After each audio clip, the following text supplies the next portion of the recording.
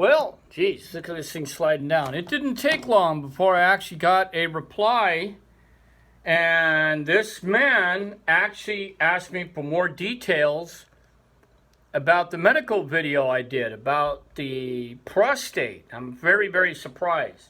Most people normally just give me a middle finger. So I'm going to read this email. Actually, not an email, this message. And he calls me Dr. Pharaoh because of the title of the video. Anyway, he says,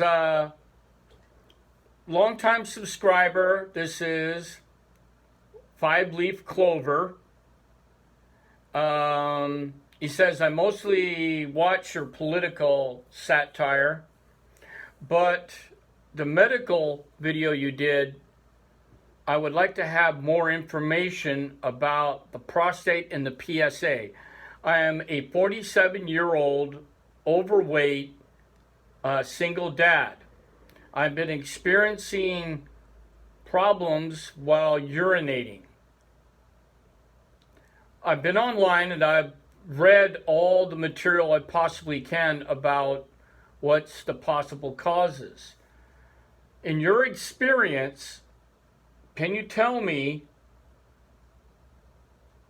with your personal experience, can you tell me any further information from a human point of view than to what is printed on the internet?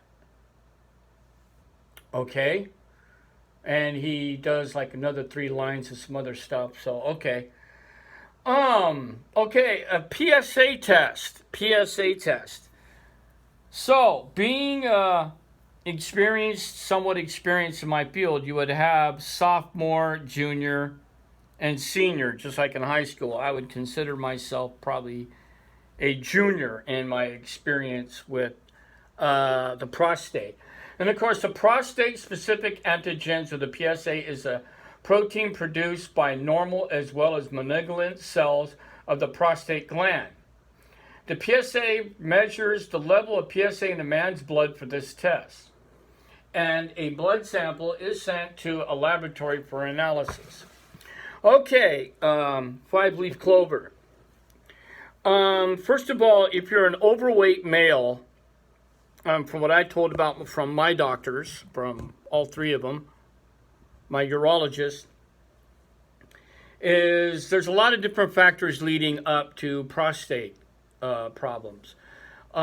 Mostly it's a man thing, a guy thing. Most men, usually 2 out of 3 or 3 out of 5 men in their lifetimes will experience prostate problems. 1 in 3 will come up with will experience prostate cancer in their lifetime. 2 out of 3 biopsies for prostate cancer usually comes up negative. So some of the risk factors includes his age. You know, I'm 58, and you said you're in your late 40s, almost into your 50s. Family background, if you have anybody in your family that has prostate cancer.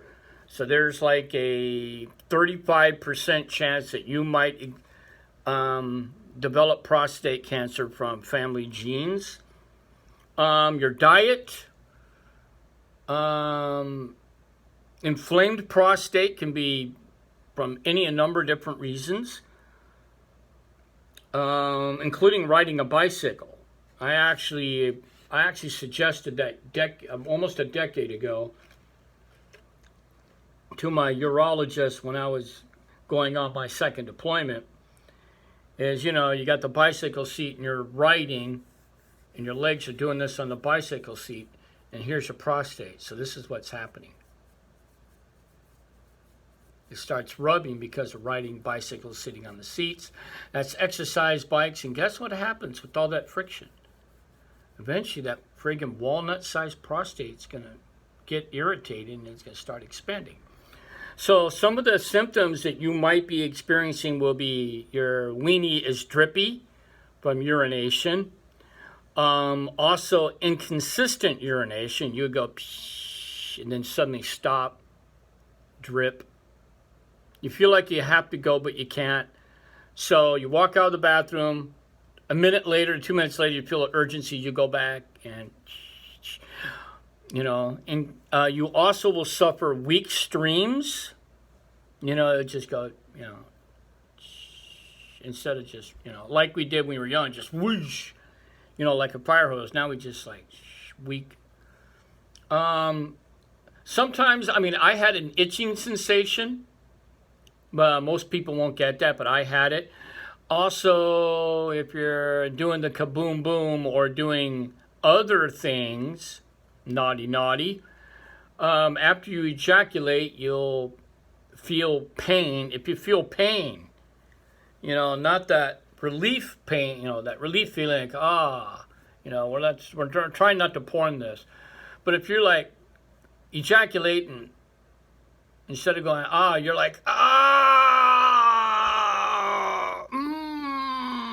when you feel pain, that's another sign of an enlarged prostate and also possibly beginnings of prostate cancer. Also, if you see blood in your urine or your blood in your semen, but that's usually for advanced prostate cancer. Usually, you don't want to go that far. Also, some people might say, well, I just got bladder stones, kidney stones. Okay, that's possible. But you would probably want to get checked. Also, when you're sleeping, sometimes you feel kind of a throb down between your legs, and suddenly you have to get up and go to the bathroom. I usually go 3 to 4 times a night. And when I had the COVID, when it inflamed my prostate, I was going 6 to 7 times a night. And so to deal with that problem with the nighttime prostate thing, 2 hours before you go to bed, don't drink anything. Trust me, don't drink nothing, and that means you will not have to make multiple trips to the bathroom. So if I was you, even though you described yourself as overweight, and you're going towards 50, the new technologies and the doctors say test at 50, but since you're overweight, you said yourself, and you're already experiencing drippy, I would suggest go and do a PSA. And the PSA basically going to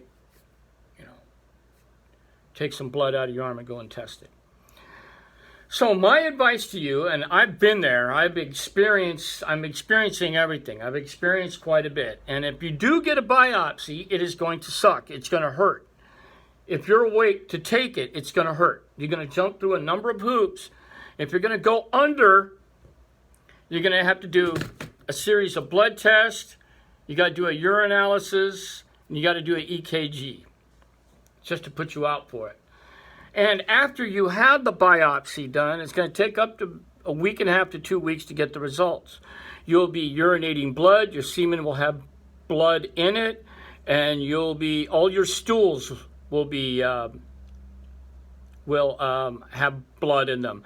Usually lasts from 2 weeks to usually a month. Mine lasted about 3 weeks. And also, if you're constipated all the time, that impact that's inside your colon, it's doing this. Here's where your prostate is, just right above the little colon. So sometimes if you're like having constipation problems and your doo-doo don't pass, this is also what's happening. So it's pressing it up as more stool is impacting, it presses against your urethra where the prostate goes through, and it's going to cause it to close. So that's another thing you got to consider too. Consider if you're having those kind of problems, do an enema maybe once a week to help pass out all that stuff. And that's basically all I can tell you is if you think you should go and get it checked, go get it checked. I would. This is Dr. Pharaoh helping you out. Five-leaf shamrock or 5-leaf clover. Shit, I already forgot your name. Anyway, this video is for you and to anybody else who wants to ask questions about it. Going on 10 minutes. I hope this helps you out.